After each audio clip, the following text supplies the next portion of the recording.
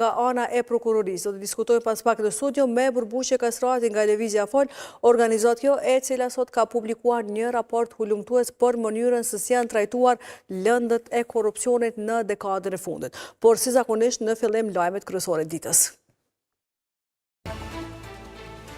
Kurti vazhdon të pajsojë opozitën për blokadën në kuvend. Sipas tij nuk është në pyetje emri Albulena Hagjiut, por votimi i fshehtë.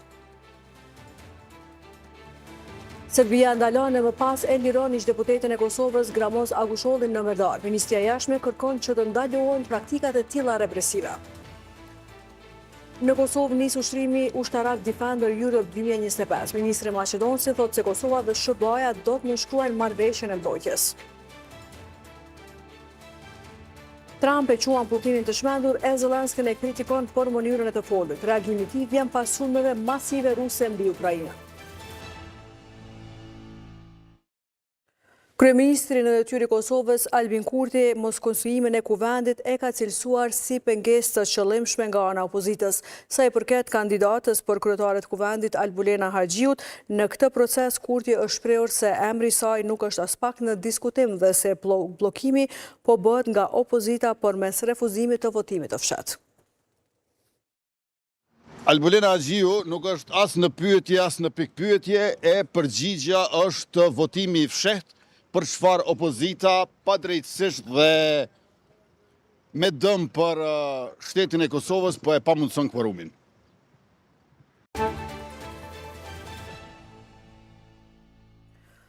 Presidentja e Kosovës, Vjosa Osmani, gjatë qëndrimit të saj në Shtetet e Bashkuara të Amerikës, ka takuar sekretarin e përgjithshëm të NATO-s, Mark Rutte.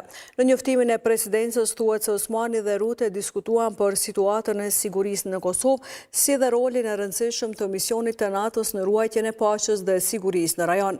Tutje në njoftim thuhet se Kosova mbetet e përkushtuar në rrugën drejt antarësimit në NATO dhe për një të ardhme të sigurt për të gjithë qytetarët tanë. Osmani, e cila po qëndron në SBA me ftesë të Kongresit Amerikan, ka mbajtur një fjalim në darkën organizuar nga Kongresi Amerikan dhe Asambleja Parlamentare e NATO-s. Në adresimin e saj para udhëheqësve të Kongresit dhe përfaqësuesve të vendeve anëtare të NATO-s, Osmani ka theksuar se paqja nuk trashëgohet, por ndërtohet, mirëmbahet dhe mbrohet vazhdimisht.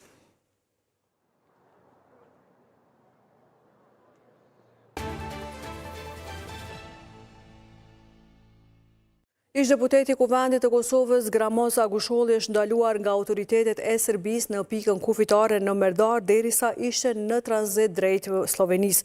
Ministria e Punëve të Jashtme përmes një reagimi ka bërë të ditur se sot paradite është njoftuar për ndalimin e Agushollit dhe se për këtë rast zyra ndërlidhëse e Republikës së Kosovës në Serbi ka njoftuar misionet diplomatike të shteteve të Kuintit dhe zyrën e BE-s në Beograd. E në orët e pasdites, Ministria e Punëve të Jashtme dhe Diasporës ka njoftuar se Agusholli është liruar nga autoritetet serbe duke vazhduar rrugën e tij drejt destinacionit për në Sloveni. Tutje, ministria ka bërë të ditur se do të vazhdojë të përcjell me vëmendje secilën situatë që cënon të drejtat e qytetarëve, derisa i ka bërë thirrje bashkisë ndërkombëtare që të reagojnë ndaj Serbisë për ndalimin e praktikave të tilla represive.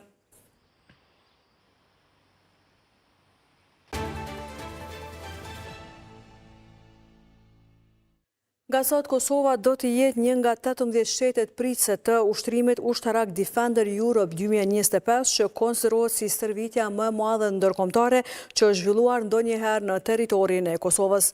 Në këtë operacion të udhëhequr nga Komanda e Ushtrisë Amerikane për Evropë dhe Afrikë, pritet të marrin pjesë rreth 25.000 trupa nga 29 vende aleate dhe partnere të NATO-s. Pjesë e këtij ushtrimi do të jetë edhe Forca e Sigurisë së Kosovës, që do të bashkëpunojë me ushtritë e vendeve pjesëmarrëse në aktivitetet që simulojnë operacione mbrojtëse, sulmuese dhe të stabilitetit. Ministri i Mbrojtjes Ejup Maqedonsi tha se FSK-ja do të marrë pjesë në këtë ushtrim me 1.000 pjesëtar, derisa ka paralajmëruar se Kosova dhe SBA-ja do të nënshkruajnë marrëveshjen e mbrojtjes. Se me 13 qershor është planifikuar që të nënshkruhet në Pentagon nga unë dhe përfaqësuesit e Departamentit të Mbrojtjes, marrëveshja kornizë mbrojtjes, marrëveshja e parë e tillë që bëhet në mes të Republikës së Kosovës dhe Shteteve të Bashkuara të Amerikës.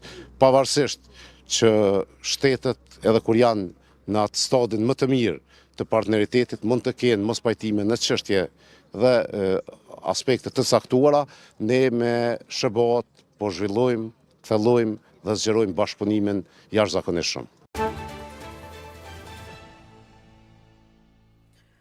Edicionin e vazhdojmë me informacionet të tjera. Oda ekonomike amerikane në Kosovë ka përsëritur shqetësimet për rreziqet madhore që tranzicionin në formën aktuale paraqet për aktivitetin ekonomik, punësimin dhe konkurrenshmërimin afatgjate të Kosovës. Oda amerikane përmes një reagimi ka thënë se përderisa në panem liberalizimi do duhet ishte një objektiv i mirëpritur, suksesi i tij cënohet nga mungesa e kushteve reale të tregut. Në Kosovë, pavarësisht furnizuesve të shumë të licencuar, vetëm njëri është plotësisht funksional, duke i lënë bizneset pas zgjidhje efikase si dhe duke i ekspozuar ato ndaj rritjes së çmimeve të energjisë elektrike prej mbi 200%. Lidhimisht, ky nuk është një treg konkurrues, por është një tranzicion i parakohshëm që imponon një shok të menjëhershëm financiar për bizneset që dhe ashtu përballen me presione të gjera ekonomike, thuhet në reagim. Tutje thuhet se këto zhvillime rrezikojnë drejt për drejt mira vende pune, veçanërisht në industrinë ku konsumi i energjisë është më i lartë. Nga një qershori të gjitha kompanitë me mbi 50 punëtor ose me qarkullim mbi 10 milion euro do të duhet të zgjedhin vetë furnizuesit me energji elektrike. Kjo është kundërshtuar nga bizneset të cilat kanë kërkuar edhe një shtyrie të këtij afati, pasi siç kanë thënë nuk janë ende të gatshme.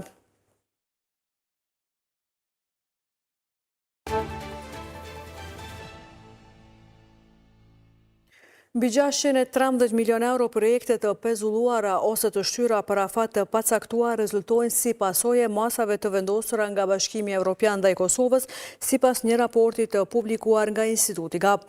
Në raportin, ndikimi financiar i masave të BE-s ndaj Kosovës theksohet se 7.1 milion euro nga kjo shumë e përgjithshme janë humbur tërësisht për shkak të kalimit të afateve të lejuara për nisjen e procedurave për projekte të caktuara.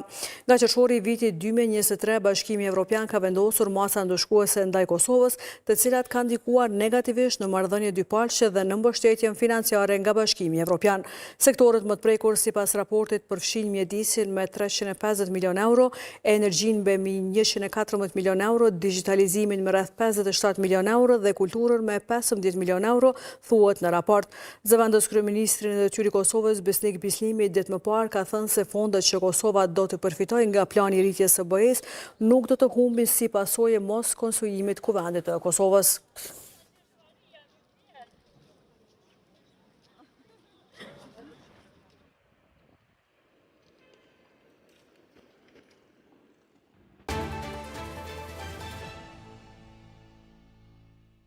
Lëvizja fal përmes një diskutimi me temën folhapur është diskutuar raporti hulumtues trajtimi lëndëve të korrupsionit në dekadën e fundit në Kosovë, ndikimi i ndryshimeve legjislative.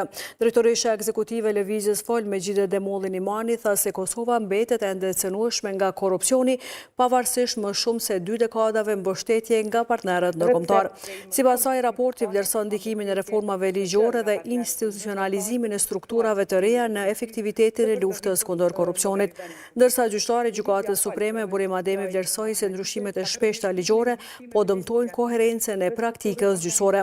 Ai tha se duhet më shumë konsistencë dhe hulumtim për ndërtim të qëndrueshëm institucional. Drejtori i Agjencisë për Parandalimin e Korrupsionit Yll Boleshka i vuri në dukje mungesën e trajtimit të rasteve nga gjykatat, duke theksuar se moskryerja e detyrës kontribon në përhapjen e korrupsionit.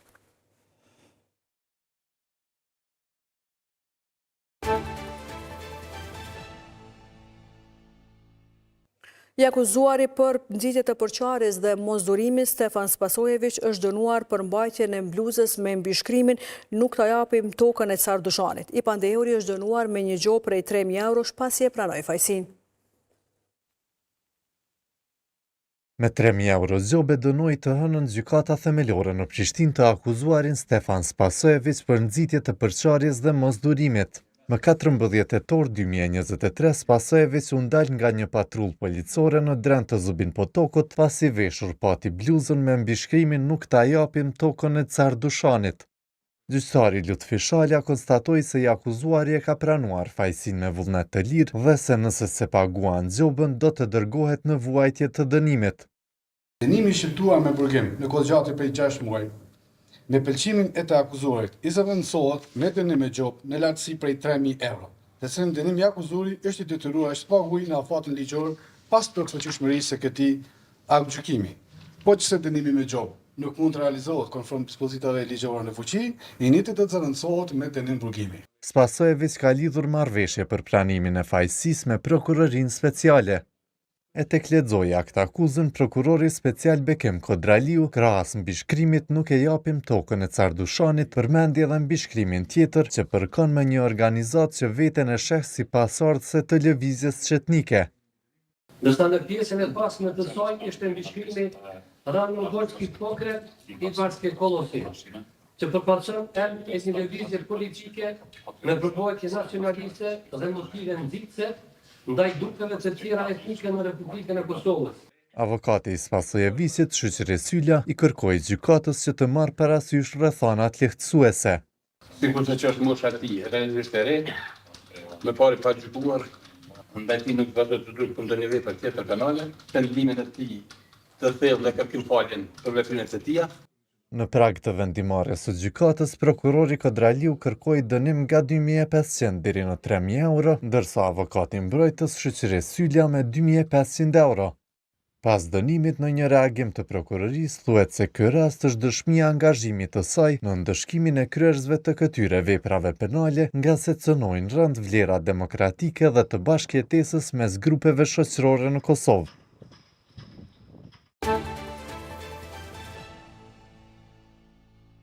Gjykata themelore në Prishtinë e ka miratuar fajësinë e të akuzuarit që e kërcoi ministrin e bujqësisë Faton Peci. I akuzuari Blerim Avdiu tha se ishte në gjendje të dehur kur e kërcoi ministrin. E Peci kërkoi gjykatës të mos e marrë parasysh si rrethan lehtësuese nivelin e shkollimit të pandehurit. Gjykata themelore në Prishtinë ka miratuar pranimin e fajësisë së Blerim Avdiut për kanosjen e ministrit të bujqësisë Faton Peci. E në prag të këtij vendimi, prokurori i prokurorisë themelore në Prishtinë, Besart Mustafa, lexoi edhe kërcënimet dhe fjalët e rënda me të cilat mërgjimtari u drejtua ministrit në Facebook më 2 mars 2025. Duke i dërguar mesazh me fjalë fyese dhe kanosëse si kryekriminal ti që apostrof edhe ata të vdekuri, unë kam e dëvrar, jo tjetër kush. Kryekriminal ti gjallë e unë gjallë nuk kemi me jetu. Një po thëmë, qa ditë se të më rrinë në kësë, asë njani nuk jena me kanë këtë jetë, o bje shkine, o bje shkavi. I pandehuri Avdiu tha se ishte i pirë dhe i pa punë kur e kreu veprën penale. Edhe nuk e di as vetë që kum shkru nestrit, kum desh mi kërku falje, po s'kum mujtë, e pash telefonin e kum thyj, që s'kum ditë qash dhe kum lymë dim për mjekve kradve. Në të moj i pi, me po drejta, edhe s'pudis falje kërkuva, Avokati të akuzuarit Halim Shala kërkoi që të merret parasysh gjendja e tij ekonomike, niveli i shkollimit dhe fakti që nuk është dënuar më herët. E kaluara kriminale e Blerim Avdiut, e cila është 0 rekorde kriminale. Argumentet e mbrojtjes i kundërshtoi ministrin e detyrë i bujqësisë, që është palë dëmtuar në këtë gjykim. Edhe mendoj që fajësia është bërë për shkak se përpjekjes për me pas një rrethon mbrojtëse, lehtësuese ndërsa deklarimi se ka qenë i dehur, unë mendoj që është i pasaktë për shkak se kërcënimi është përsërit të tjerë. Edhe ato në rrethona intervale kohore me shumë distancë në mes orëve ndërmjet. Gjendja e një dehuri nuk zgjat zakonisht afër 30 orë sa me qenë 3 herë kërcënim. Ministri në detyrë Peci tha se fajtor për kërcënimin është edhe atmosfera e krijuar kundër tij përmes asaj që ai i quajti luftë hibride nga pseudogazetarët. Shpallja e aktgjykimit për këtë rast u caktua për datën 28 maj. Me qenë se nuk kemi vrejtje, shqyrtimi